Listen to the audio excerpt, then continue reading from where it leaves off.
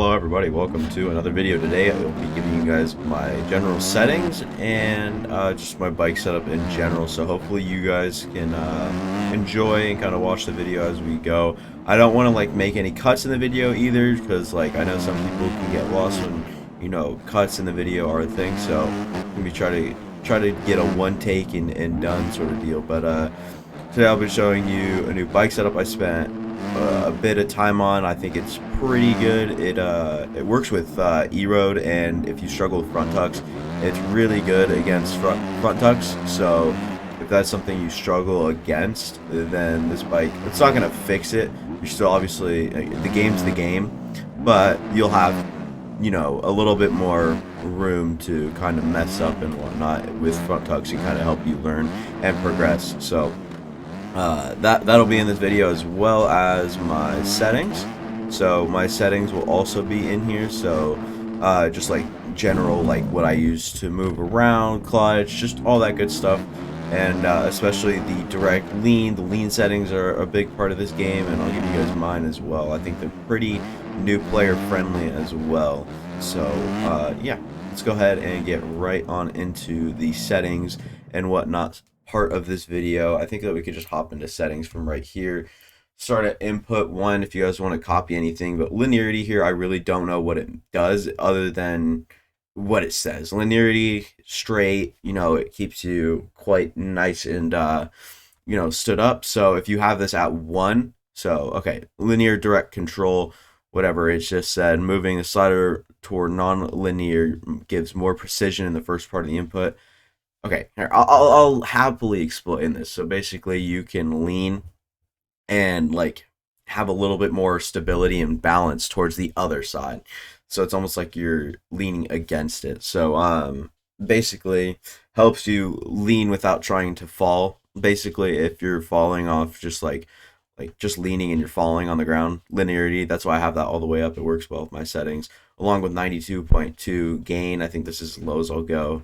And then I checked on smooth, and it goes to 10 and 10. And that's just what I run. I run 25 direct lean. I can run anywhere from 25 to 40, and I've just found 25 is kind of nice and whatnot. And you guys can kind of copy these if you want. I mean, not a lot of people choose to, so I wouldn't blame you. And then combined brakes on, I have max at 60%. Not quite sure what that does. I don't know if you guys want to look at all of these, if there are anything changed actually. So I'll go ahead and just run through these really quick, and you guys can figure it out for yourselves if you guys want to pause the video or whatever. But here at input 2 tab, all around these are just preference things, more preference things. I mean, nothing real special. And then graphics, these are the graphic settings I run. I can run 144 hertz. I have a 144 hertz monitor, but I just don't know if I want to do that. Honestly, I don't feel like I need to, especially because I'm already running all this stuff kind of lower. So I can record pretty nice for you guys. And then here at miscellaneous, I have everything up. My volume's bugged out on this game, so don't really like listen to this. And then units right here, metric, USA, and UK, just kind of wherever you live. Just do whatever metric system you guys use. Date format, that's one I use. I mean, it's nothing crazy. I don't have anything in my chats yet. And then field of view 125. And then you guys were asking for onboard view, tilt, and pitch. So if you guys wanted those, they're right here. For those of you that are too bonehead-esque to go look at my settings videos on my channel. So there's that. I have all this stuff as well, and then I only have automatic clutch on. And then some people like shift help, which will, like, when you're using the throttle, you can shift. So if you guys play like claw or anything, I recommend shift help. But me personally, I'm kind of a no shift help kind of guy. So there's that. And then external view, I don't use it, so I wouldn't copy my settings on that either. Now let's head right on over to the bike setup. So you guys want to go to the pits, go to garage here, and then this is it. Unimex's Supercross setup, and I have 1.22 gallons of fuel. Make sure to go convert your settings over here. Go to miscellaneous, and then do the units. Go to US for this, and you can go back into garage.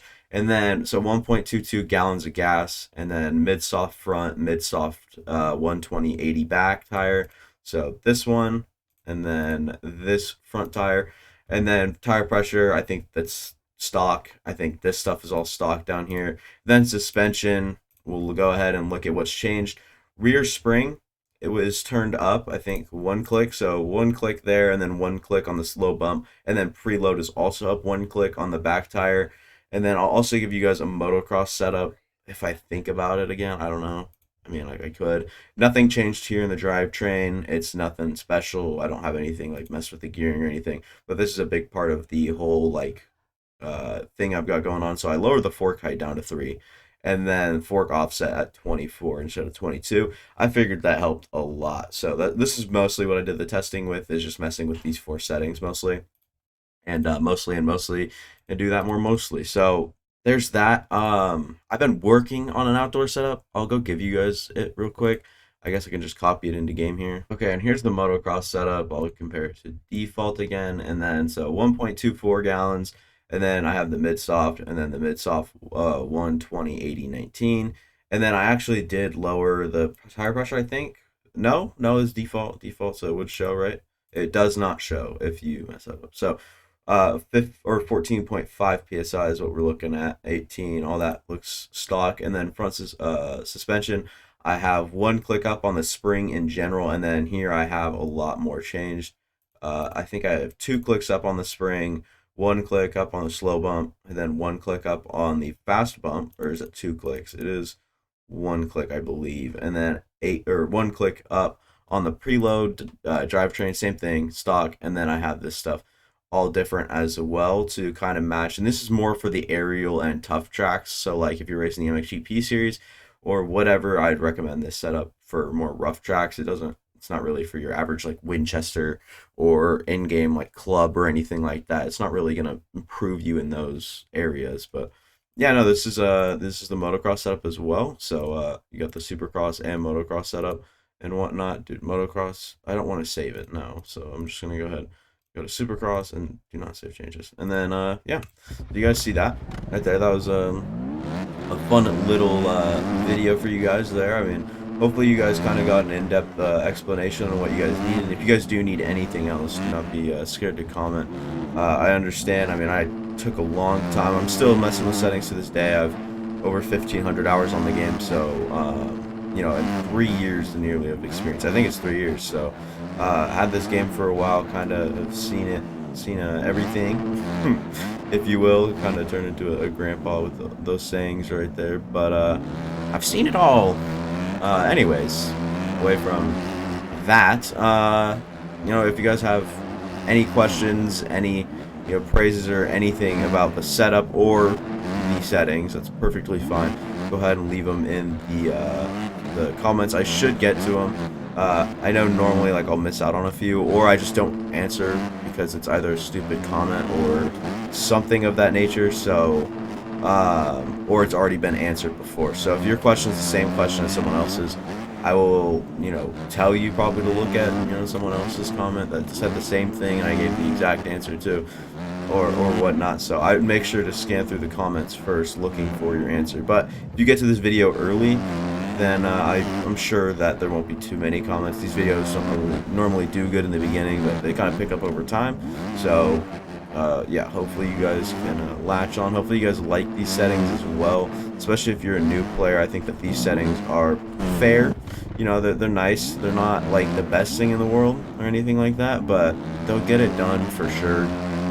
Got a lot of ups and downs, but I really do like the bike setup a lot, and I probably, if I had to guess, wouldn't be changing it anytime soon, but if I am, I'll let you guys know and whatnot. But you guys have been active in the comments asking me for this setup, so I thought that I'd drop it now instead of keeping the anticipation going and kind of being a little loser about it. So yeah, that'll be all for me. Thank you guys for watching. I do appreciate everything. All the recent support on the channel has been great. Yeah, hopefully you guys are considering the like button and subscribing to the channel. That'd be really awesome. I also would really appreciate it for sure.